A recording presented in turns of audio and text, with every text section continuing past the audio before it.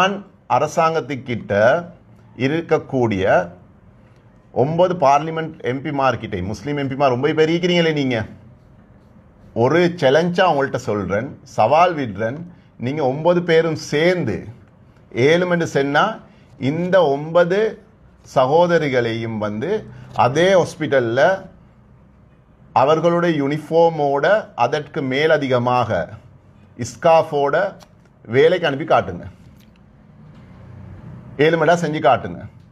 இப்போ சிலவங்க பேசுகிற நேரம் செல்றே இனவாதமற்ற அரசாங்கம், இனவாதமற்ற தலைவர் என்று சொல்லி உண்மையா. ஆனால் இனவாதம் இல்லைன்னு சொல்ல வரவானம். உங்களுக்கு இந்த சேக்குலரில் தெரிய வரும்.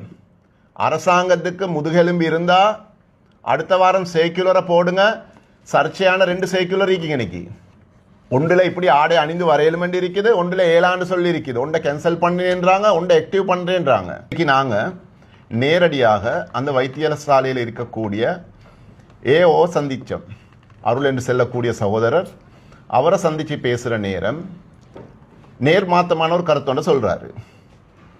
சென்ற வாரம் கேபினட் டிசிஷனில் அமைச்சர்கிட்ட கேள்வி கேட்கல, அமைச்சர் செல்கிறாரு எனக்கு இதை பற்றி தெரியாண்டு சொல்லி. ஆனால் அதற்கு முந்தின நாள் இந்த டிஸ்ட்ரிக்டில் இருக்கக்கூடிய ஜேர்னலிஸ்ட்மார் கூட அவருக்கு கால் பண்ணி 10ஆம் தேதி ஆகஸ்ட் 9:40 அளவில் தேவைப்பட்ட நான் ஜேர்னலிஸ்ட்டை பேரையும் சொல்லுவேன், கால் பண்ணி இப்படி ஒரு சிக்கல் இருக்குதுன்னு சொல்கிறாங்க. ஆனால் அவர் 11ஆம் தேதி ப்ரெஸ் ரிலீஸில் சொல்கிறாரு எங்களுக்கு இதை பற்றி தெரியான்னு சொல்லி.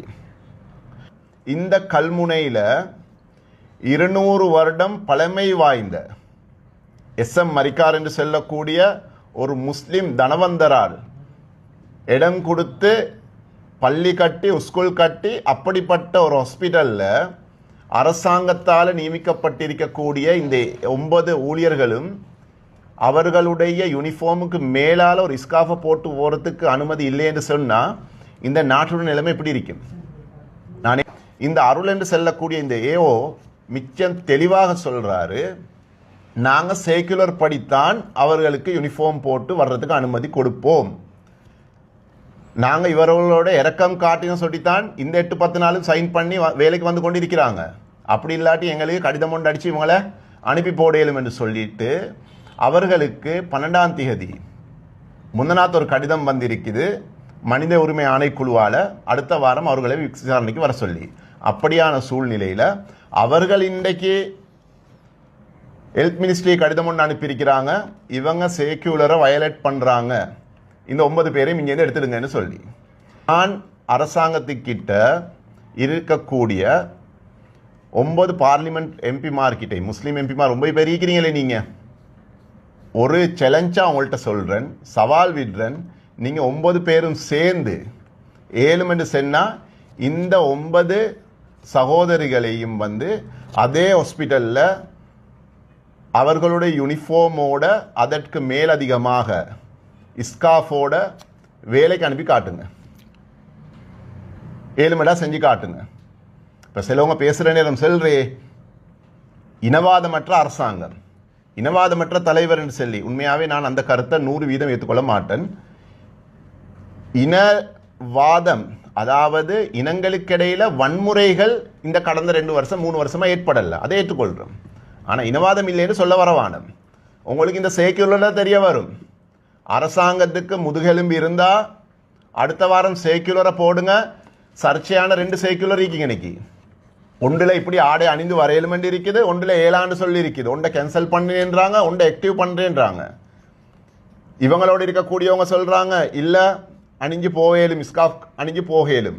அவங்க சொல்கிறாங்க இல்லை இன்றைக்கு சேக்குலர் என்று சொல்லி. 7 மண்டா அரசாங்கம் உடனடியாக இந்த விஷயத்தில் தலையிட்டு அவர்களுடைய முடிவுக்கு வாங்க, இல்லை எங்களுக்கு இதை செய்யலும், இப்படித்தான் போகலும், நாங்கள் அவர்களுக்கு இப்படி ஒரு சலுகை கொடுத்து தான் இருக்கிறோம் என்றதை சொல்லுங்கள். ஏன்னு சொன்னால் நாளுக்கு நாள் இது சோஷியல் மீடியாவில் அதிகமாக பேசப்படுறதுனால எங்கேயாவது இதனால் ஒரு அசம்பாவிதம் நடக்கும். அதை பல பேர் பார்த்து கொண்டு இருக்கிறாங்க. இப்போ அரசாங்கத்திலேயும் தான் அரசாங்கத்துக்கு வெளியே இருக்கிற செலவங்களும் செல்கிற என்னை எதிர்கட்சியுடைய சதி, எதிர்கட்சி இதில் அரசியல் காய் நகர்த்துறாங்க, லாபம் அடைய பார்க்க. எதிர்கட்சிக்கு இப்படியான வாய்ப்பை யார் ஏற்படுத்தி கொடுக்குறீங்க? இப்போ அந்த இப்படி சேக்குலரில் அனுமதி இருக்குமெண்டா அந்த ஹாஸ்பிட்டலில் இருக்கக்கூடிய டிரெக்டர் இவங்களை வரவானும் சொன்னால் அவருக்கு நடவடிக்கை எடுக்கலுமே. ஒரு கெசட்டை வயலேட் பண்ணுறாரு, சர்க்குலரை வயலேட் பண்ணுறாருன்னு சொன்னால் அவருக்கு எதிராக நடவடிக்கை எடுங்க. அதை விட்டு போட்டு நடவடிக்கை எடுக்க வேண்டியவங்களும் பார்லிமெண்ட்டில் பேசக்கூடியவங்களும் கோர்ட்ஸில் போயிட்டு கேஸ் போடக்கூடியவங்களும் ஃபேஸ்புக்கில் வந்து லைவ் போட்டு கொண்டிருக்க வேணும். ஏன்னா இந்த பிரச்சனை வந்து இப்போ நாங்கள் கொழும்புலேருந்து இங்கே வந்தது இந்த 9 சகோதரிகளோட பிரச்சனைக்கு மாத்திரம் அல்ல. ஏன்னா ஒன்றோ அரசாங்கம் எங்களுக்கு செல்லணும், இல்லை சர்க்குலர் இப்படித்தான் வாரேண்டா யூனிஃபார்ம் இப்படி மட்டும்தான் வரையிலும் ஸ்கார்ஃப் போடலாம் என்று சொன்னால் விருப்பமானவங்க ஜொப்புக்கு வருவாங்க, விருப்பமானவங்க வராமல் விடுவாங்க, இதுக்கு அப்புறம் இன்டர்வியூக்கு வரமாட்டாங்க. அடுத்த கட்டம் நாங்கள் என்ன செய்கிறேன்றதை நாங்கள் யோசிப்போம். அப்படி இல்லை இப்படி வரையலும் என்று சொன்னால் அவர்கள் தாராளமாக இதுக்கு போவாங்க. அப்போ எங்களுக்கு பார்க்கலும் இங்கே இருக்கக்கூடிய நிர்வாக பயங்கரவாதம் வெல்லுதா, ஏகேடியுடைய அரச சட்டம் வெல்லுதான்னு சொல்லி